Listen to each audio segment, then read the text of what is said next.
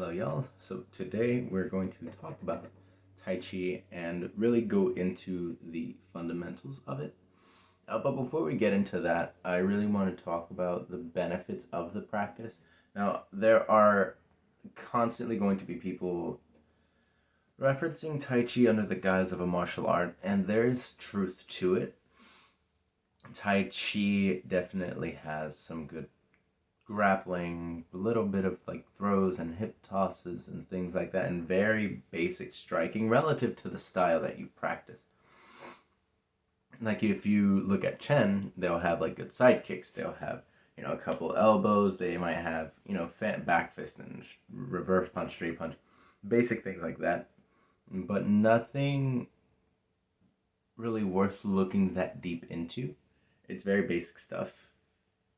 The wrestling and grappling stuff it's good on paper, but the issue usually becomes that people don't ever train it for that, but they also tend to have a big mouth at the same time. So they're practicing their forms and they think they can we can just reroute and do this and close the distance. And, well, to be fair, I really don't think that their brain gets that far. I think it's more of I'm practicing these movements that were meant for fighting, so it's just going to come out. And that's never going to be the case. Especially with Tai Chi, given that Tai Chi is such a slow, meditative practice. The benefit really lies in what Tai Chi can do for your physical and mental health. So, talking about physical health, Tai Chi is movement, right? Movement is exercise. If walking can be considered exercise, so can Tai Chi. Tai Chi is going to be as difficult as you make it, right? Because the lower you sit in your stances, the longer you pace your breathing, the slower you do the movements, the more challenging it's going to be because you're holding postures longer, because you're forcing yourself to stretch, you're forcing yourself to deal with your body weight more. And on the contrary, the faster you do it, the higher your stances, the faster your breath rate, the easier it's going to be if you moderate the pace, right? If you're going flash speed, you're going to be out of breath naturally. But if you're still going slow, but at a more rhythmic rate, if you will, at the rate you typically see people doing it, you'll probably be smooth sailing relative to your physical capacity. I'm speaking from the perspective of somebody who has already learned some martial arts before having learned Tai Chi, so going into Tai Chi class, it was super easy for me. I didn't feel a physical strain. But having had a few years experience teaching Tai Chi, I do get feedback from my students saying, hey, this was difficult. Hey, I felt this. Never in a negative light, but it's always eye-opening for me that sometimes my own experience clouds my judgment on the rigor of certain things. So be conscientious of how you're doing it, right? Because you want to be aware of what your body's telling you. And also be a little bit, I wouldn't say a little bit, be flexible with yourself. There's always going to be structure, right? We can take a look at, let's say, a random kung fu form, right? And, okay, we'll take a look at a very specific exercise technique, the water buckets from the Hungar system. And I'm sure other systems have it, but that's the only system I know that has it. I personally don't like the arms swinging, right? So what do? I change it to more of a back fist and a straight punch, a reverse punch, because that's my preference. And that's in a martial context.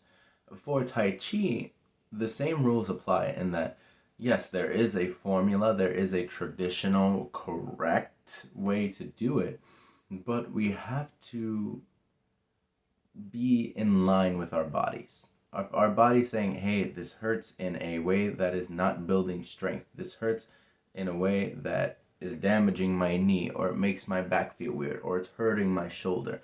Make modifications, right? How can I move in such a way that my shoulder doesn't hurt so much? How can I move or adjust my weight distribution so that my knee is not dying the whole time?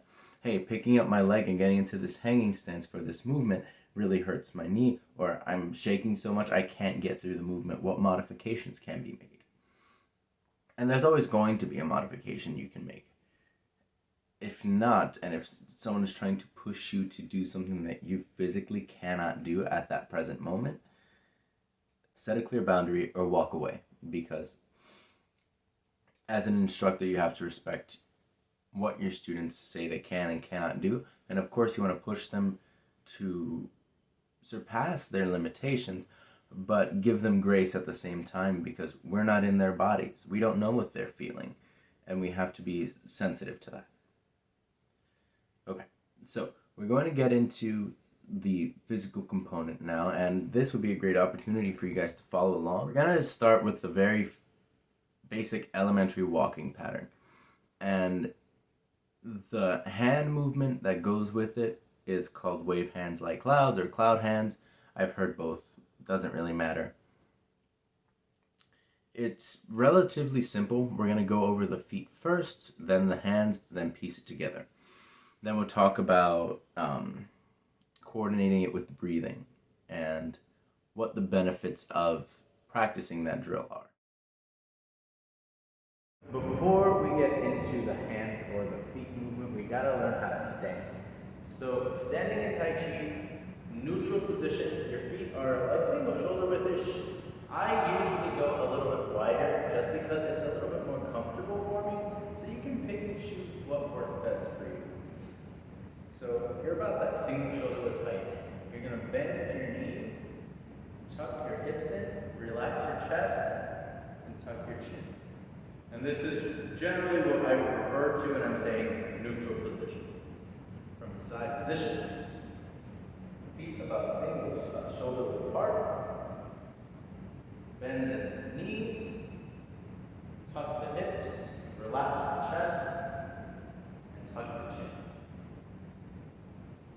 So walking in Tai Chi is all relative to weight distribution.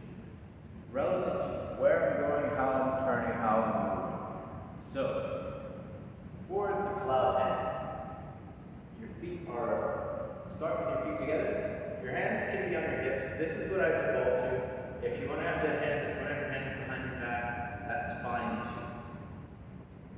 From here, you're going to shift your weight down. So your weight distribution should be a solid 50-50. You're going to shift your weight to one side. That foot should feel heavy, and you're going to gradually pick up on this side. You're going to lift up your heel, the ball of your foot, your toe, and step out. Put the toe down, the heel down, the ball of the foot down, and shift to the other side. And you're going to repeat that process, lifting up the heel, the ball of the foot, the toe, bring the feet together, put it down, toe, ball, heel, shift, lift, step out, gradually put down, and shift.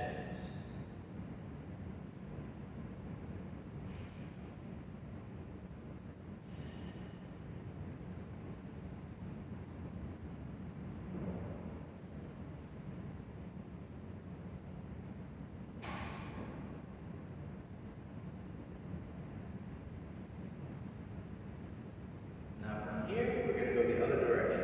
But keep this in mind, a lot of times students will step and rise as they're transitioning.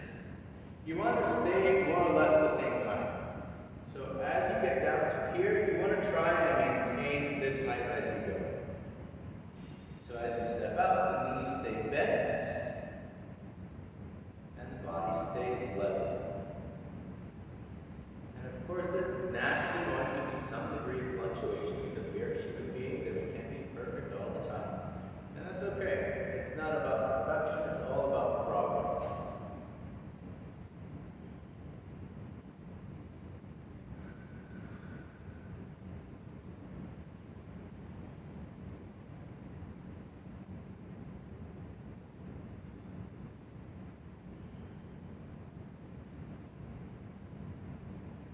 Now, I'm going to run it one more time, this time without me talking over it, so you guys can get some practice.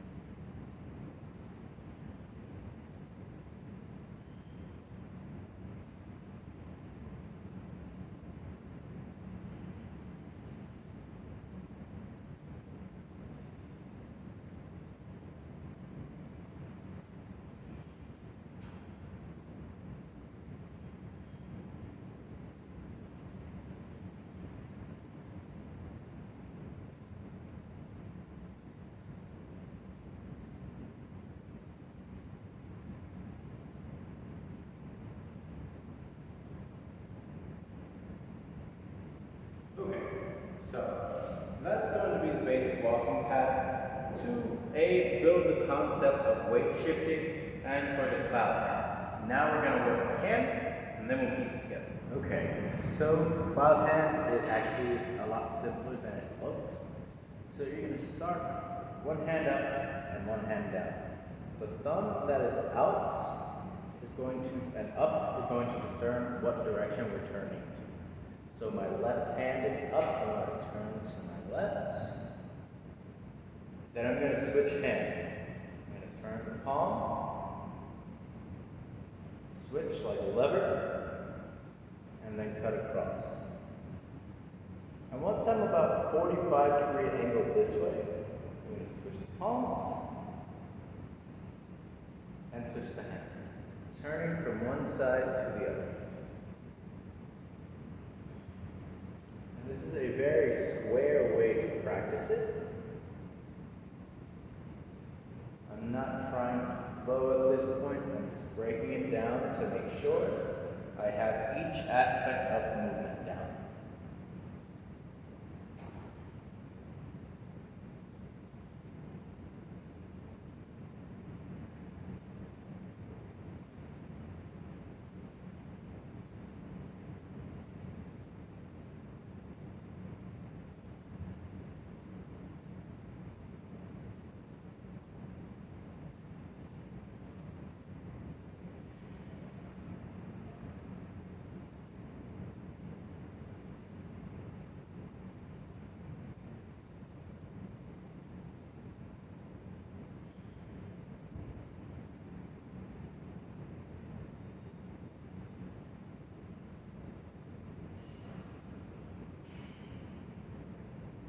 Relax.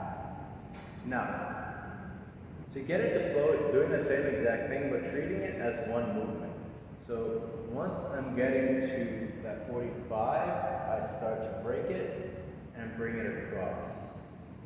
And if done properly, it creates this kind of illusion that my hands are moving in circles, when in reality they're just switching up and down like a lever.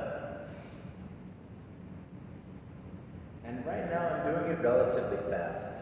So to gauge the speed with which a Tai Chi movement should be going, you're going to have to coordinate it with your breath. So for this one, you want to breathe in on one side and breathe out on the other side. It doesn't particularly matter which side you do it on. So let's say we start here. I'm going to breathe in and breathe out. For Tai Chi, the breathing is strictly through the nose. Breathing in.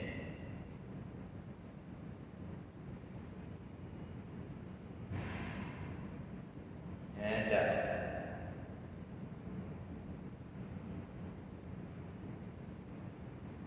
In.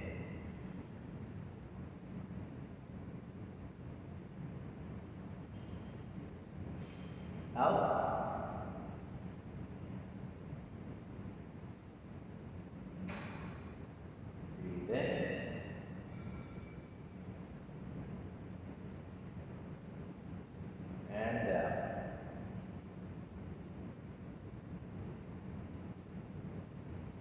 Keep rolling.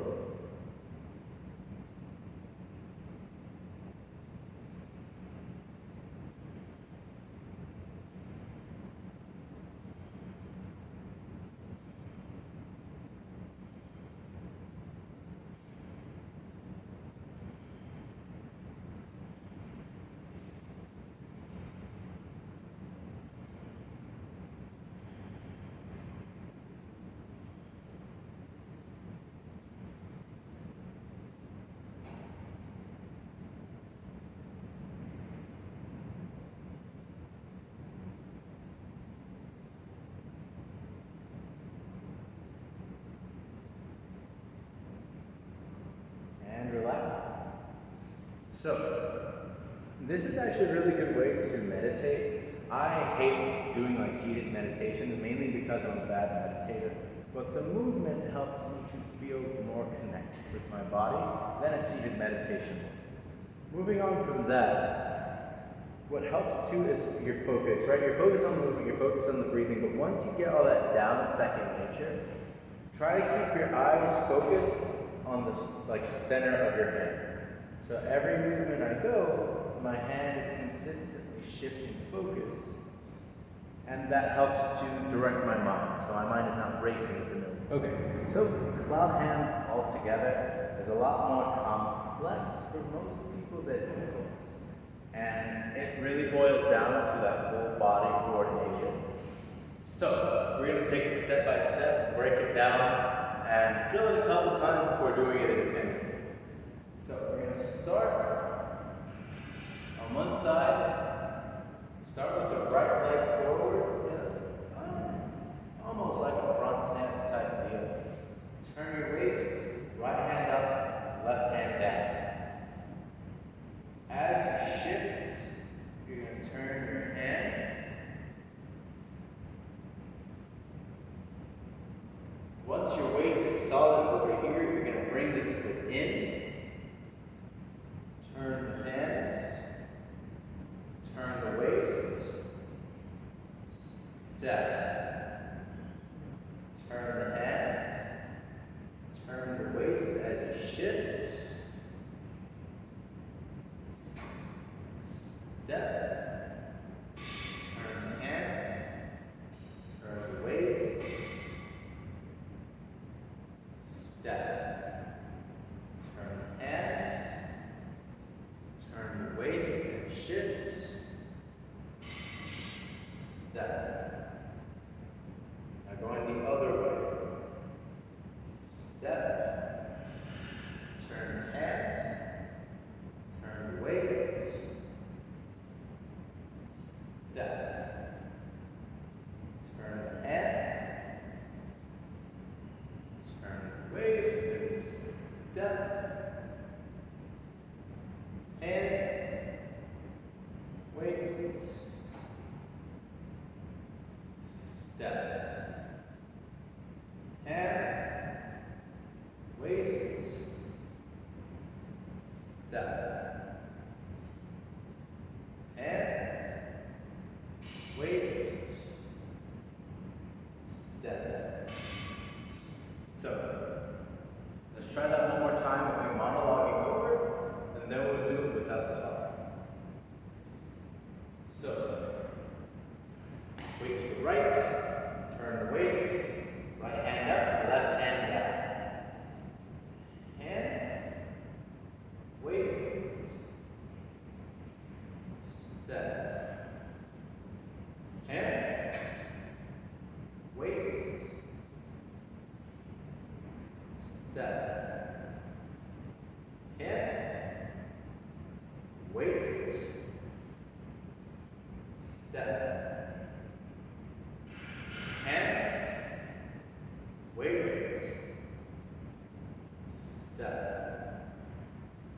Hands, waist, step. Now going the other way. Hands, waist, step.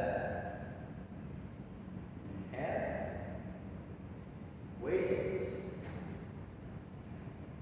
step. Hands, waist, step. Hands, waist, step. Hands, waist, step, and relax. Okay, so a bad habit that I'm noticing on my part is that when I step, sometimes my foot likes to turn with me.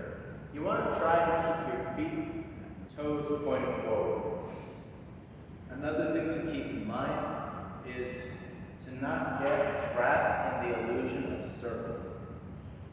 It's a very square movement. You're moving your hands like a lever, one up, one down. There is no circular component to it. At least not the way that I do it. Second thing, the breath remains the same as you're drilling with the hands. Breathing in on one side, breathing out on the other side.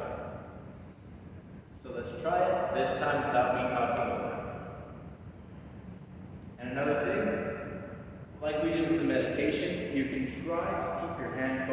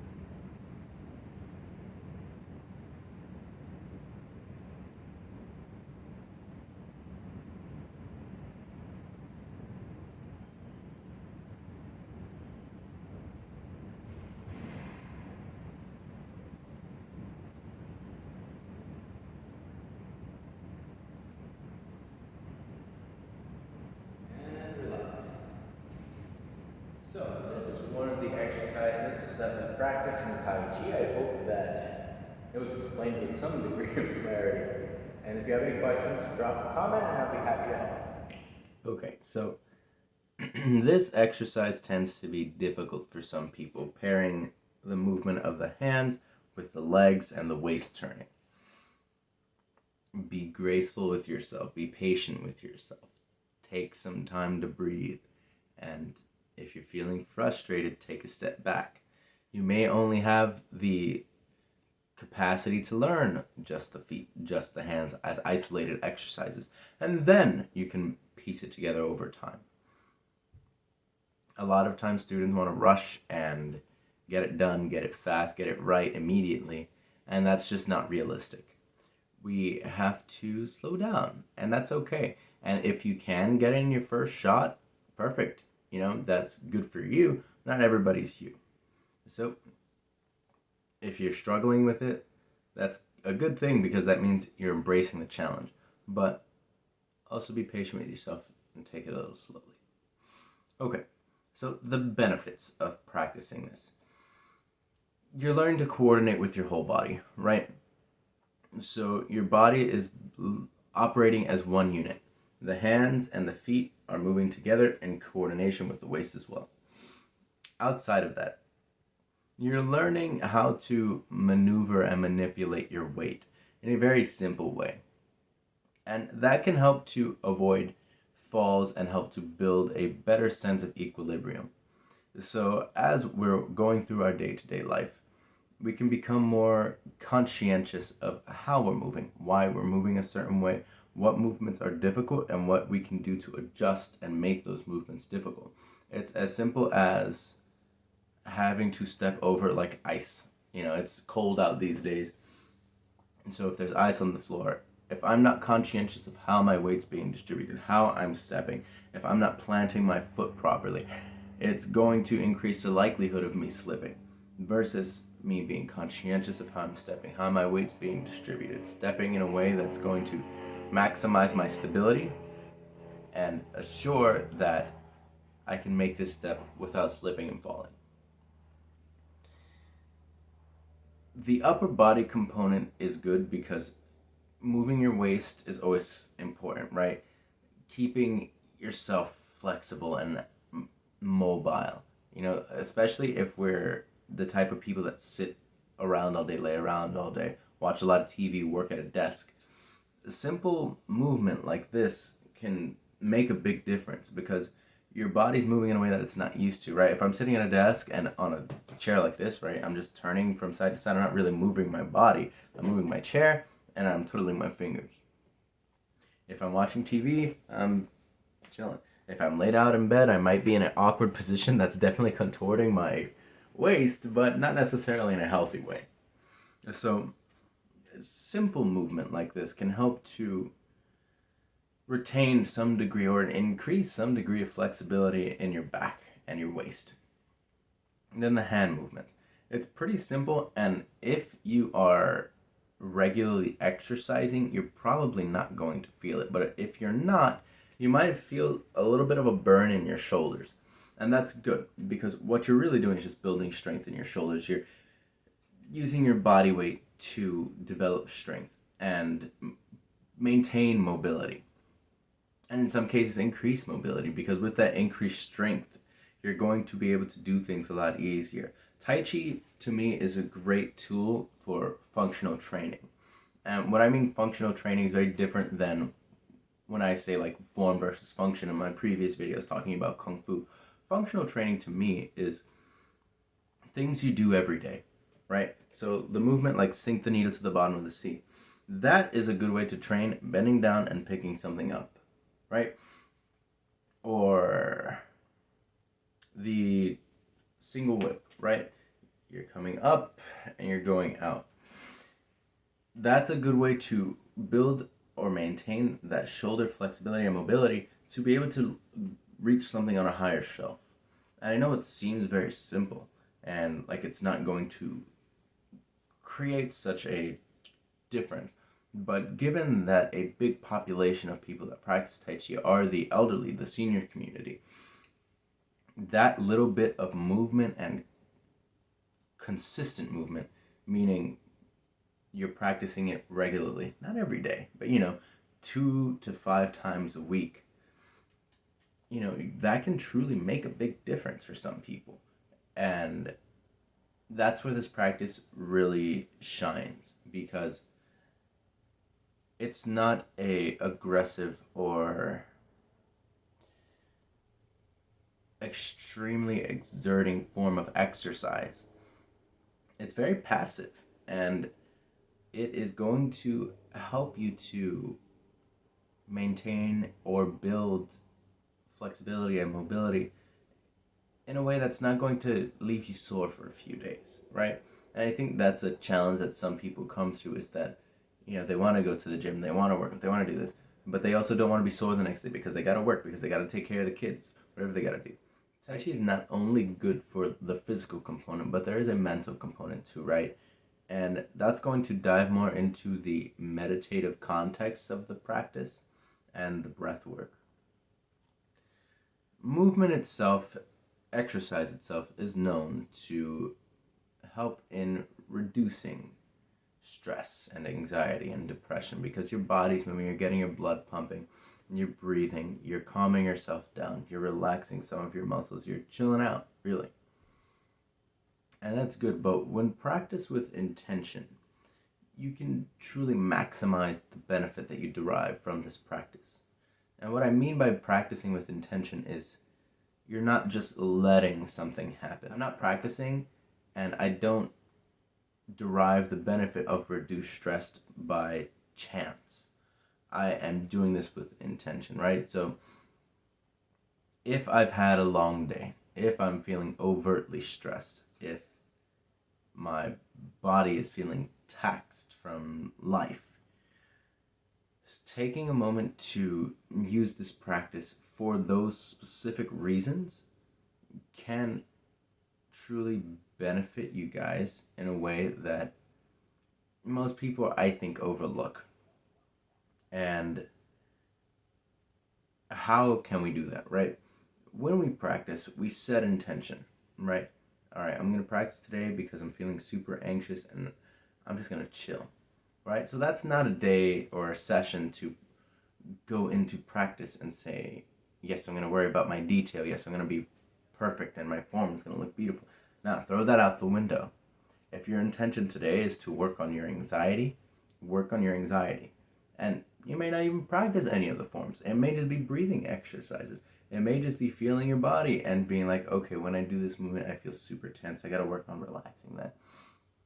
Okay, when I do this movement, when I have these thoughts even, I'm starting to feel tense. I'm starting to feel anxious. So you can also learn to redirect certain thoughts as you're practicing, right? So you're being active about this feeling, about how you're managing and handling this feeling, because we don't just want to receive benefits by chance. And I know that that's not a bad thing, but it's like getting an insurance policy, right? If I have my insurance policy, I want to know what's on it. I don't want to get it and then find out down the line like, oh, I have this benefit. Awesome. I would rather know so that I can take advantage of it when I need it, and not just so happen to have it when I need it. Because that's not a guarantee. It might be there, it might not. I'd rather know ahead of time. So we apply that same logic to Tai Chi or Kung Fu even. We have to choose what we want to derive from our practice. And this is why flexibility with training to me is so important, because if I am so rigid and stuck in this mentality of I have to do it this way, I have to do it this way, I have to do it this way, then I am limiting myself. I'm limiting my own growth, right? Because it's not just about going to class too, right? If I'm going to class, I'm going to class to learn. So unfortunately, it's going to be hard to focus on something that's going to serve a specific goal, right? Because the instructor's leading the way. But when you're at home, you have all these tools in your arsenal, so use them. There's no reason why you can't take what you already have and use it as a resource for a million other things. Okay, and so we've talked a little bit about the mental health benefits. Now, let's talk about the physical benefits.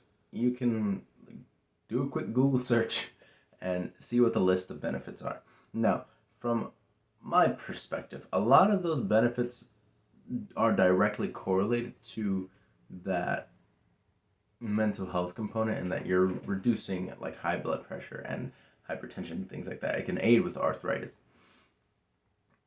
It's twofold, right? Because in improving on conditions like arthritis, you are benefiting your mental health because you're not in as much pain all the time. Is Tai Chi going to get rid of your arthritis? No. But it can help reduce the severity of it.